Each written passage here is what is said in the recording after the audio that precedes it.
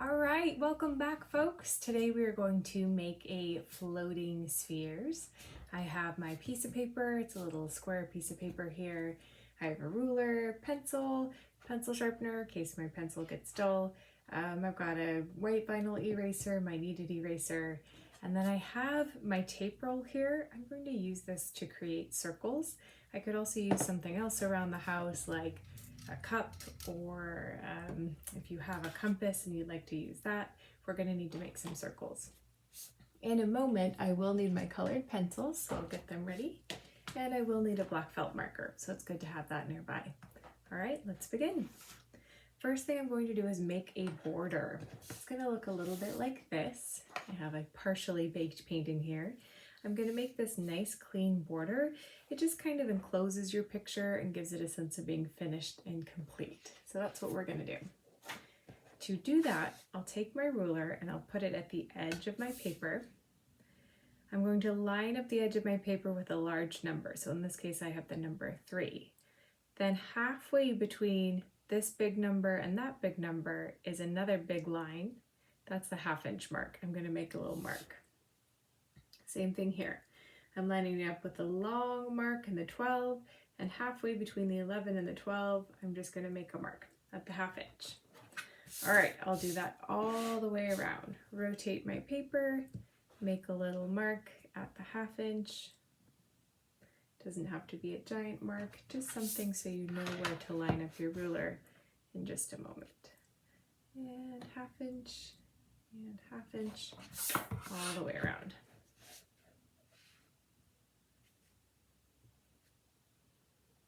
All right, next I'm going to take 2 of these lines and I'm going to line up my ruler so that it hits just underneath the 2, and then with my pencil, connect the lines. Go ahead and do that on all 4 sides of your paper.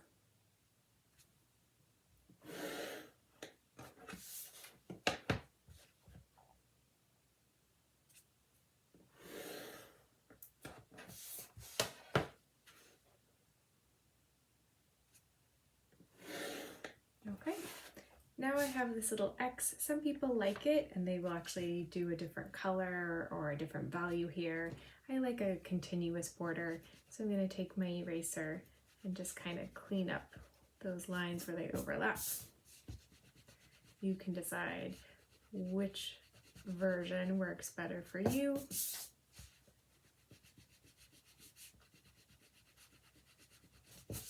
Okay.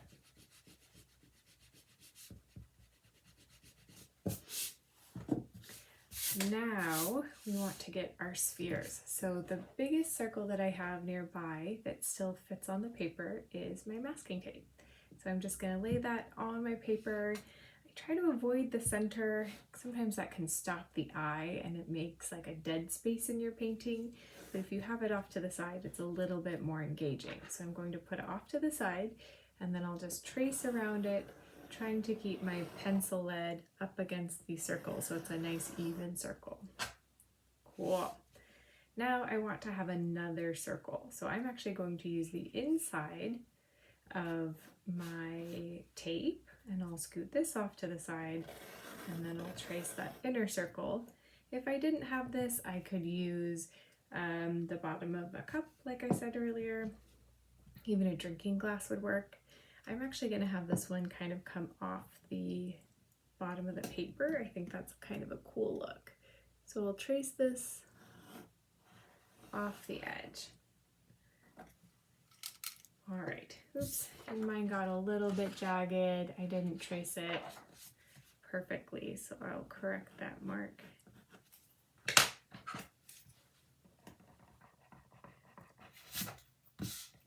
Cool. Now that we have our circles, and I would do 2 to 3, and you could do 4, you just don't want to make it feel crowded, but play around with it. Be like, what if I added a shape here? Actually, what if I added a shape here? That could be cool. All right, that's it, now I'm done. All right, so once you have your shapes on there, we're going to add the grid marks, these lines that will help us make that checkerboard pattern. So I'll take my ruler again. I'm going to line it up with this inside edge, not the outside side of our paper, but the inside of our border. And anytime that there's a large hash mark with the, or hatch mark I should say, with the number, so at every inch I'm going to make a little mark. So I'll make it at 3, 4, 5, 6, 7, 8, 9. And then again, I'll do this on all 4 sides of my paper. You can go ahead and follow along if you like. Pause if you need to. Take your time, don't rush. Part of the beauty of art making is taking your time. So much of our lives are so busy and crazy, and just to give yourself a moment to focus on something beautiful and kind of small in your immediate space can be very relaxing.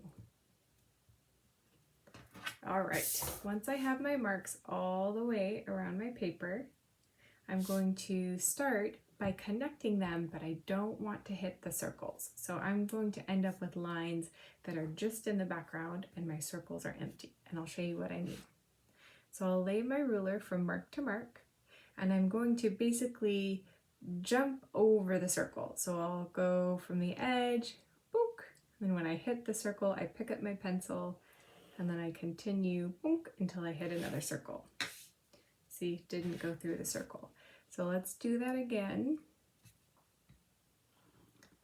Lifting up my pencil and then continuing from edge to edge.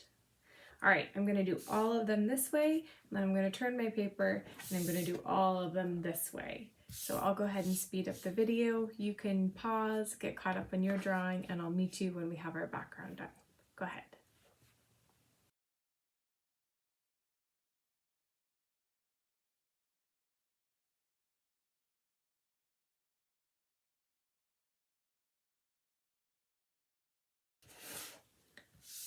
Well, hello again. Now you should have a picture that has a checkerboard background or a gridded background, like a graph paper, and these circles with nothing in them. Now comes the fun part. We're going to do the lines that make these look like they're kind of bubbling up out of the paper. So we're going to do the curve lines. And I like to start on the edges. So let's start on this one here. I'm going to see where the line starts, where it hits the sphere. Excuse me, circle. It's not a sphere yet. And then I'm going to look where it ends. So I need to start here and I need to end here. But it's not going to go straight because we're trying to make it look like it's got to curve over this bubble thing. So I'm going to curve my line like that. And notice I start light and I kind of sketch it in until I find the curve that I like. Awesome. Same thing here. This line is to the left of the center, so it's going to curve to the left. So same thing, I'm going to start here and end here, and I'm going to let it curve like that. Okay, now this line here is a little bit to the right of the center, or if I turn my paper this way to the left, it's to the right, so it's going to curve to the right. I'm turning my paper upside down because this is an easier gesture to make than this. So I want to make sure that I'm setting myself up to make a smooth curve. So it's going to go away from the center, like that. And then this one from here to here, away from the center towards the edges of the spheres. And then this little one kind of blends in. We could do a little line if we wanted.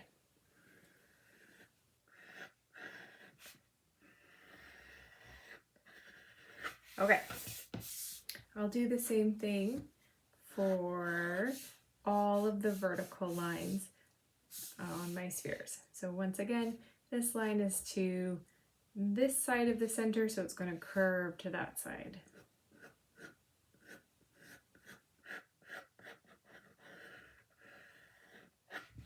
All right, I'll do this on all of my spheres. Meet you back in a minute.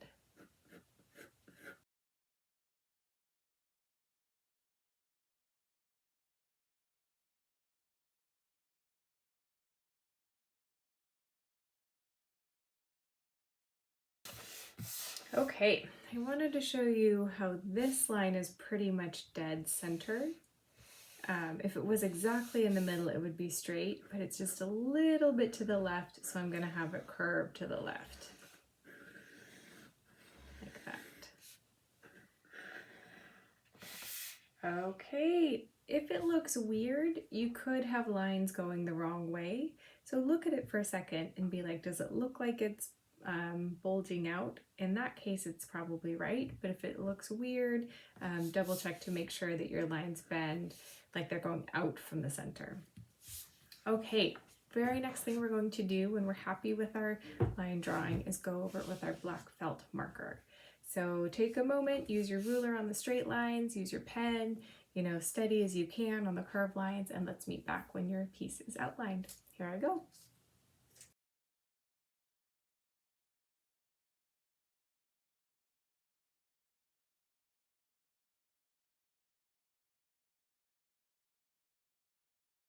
Hi folks, so we lost some video there. My camera died, unfortunately. So I'm gonna backtrack a little bit. I'm actually midway through coloring this piece, but I'm gonna backtrack a few steps to tell you what we missed. All right, so he finished outlining everything in pen. You'll notice that I didn't outline the spheres, the circles. Some people like to. I like that we can kind of create the sense of them through shading without having them outlined in pen. So my lines just kind of go across the page. They're not around the sphere. I did go around the border though. Okay, next thing I'm going to do is pick my colors. So for this piece, I'm going to do a blue and a green. It can get a tiny bit confusing where to shade, so I'm actually going to make myself a little cheat sheet. I'll start at the top row with my first color, and I'll make a little mark, and then I'll skip a space. I'll make a little mark, not too dark because I'm going to try to shade over it, and then I'll skip a space. A little mark, skip, skip. It gets kind of confusing once you get to the spheres, but if I haven't outlined it in pen, it's a lot clearer. It's like, okay, well that's one box. It's a little misshapen, kind of bulges up over that shape, but it's still one box. And then I'll do the other color in between. Awesome. Now, if this is blue, underneath it, I'll put green. So if this is blue, underneath it is green, blue, underneath it is green, etc., etc. And then I'll do the reverse. So under the blue, I'll do green. Green, I'll do blue. Under the green, I'll do blue, green, blue, green, blue.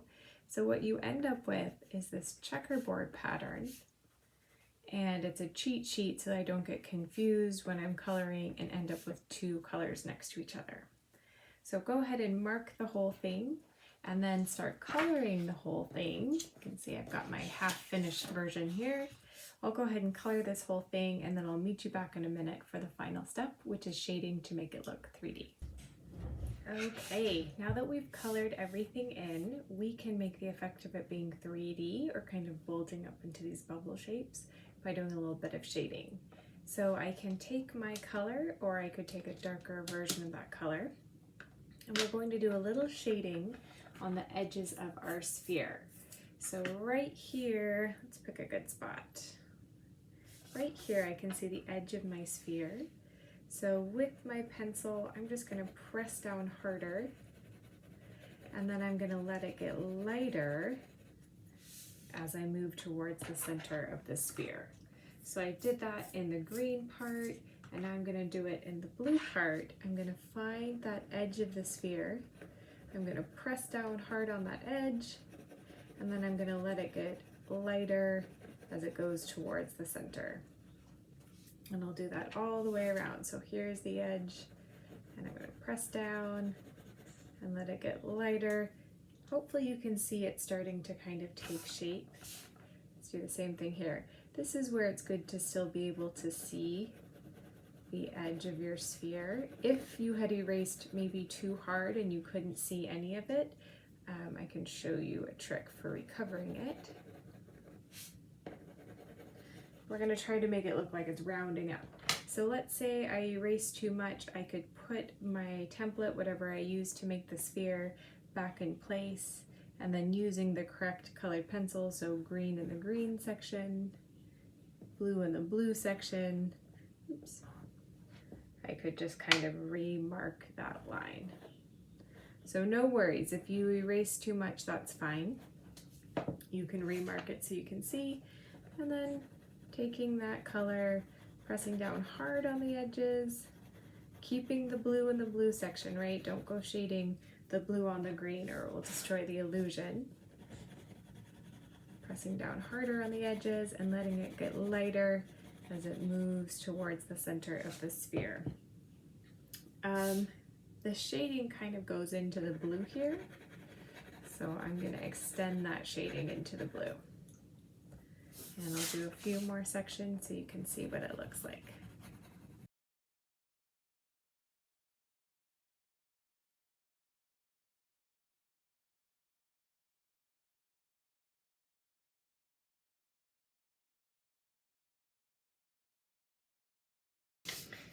Okay, there's 2 out of 3. You can kind of see what it looks like once you get those edges shaded. If you want to, sometimes you can erase a little bit of the center. This is a kind of a risky move to give it like a shine that will make it look a little more 3D. I'll do it so you can see what it looks like. You want to give the illusion of it being a little bit shiny or reflective. Cool. So I would do the edges here, and then the last step is to color in your border if you like to. You can also leave it white. All right, thank you for your hard work, and I'll talk to you soon.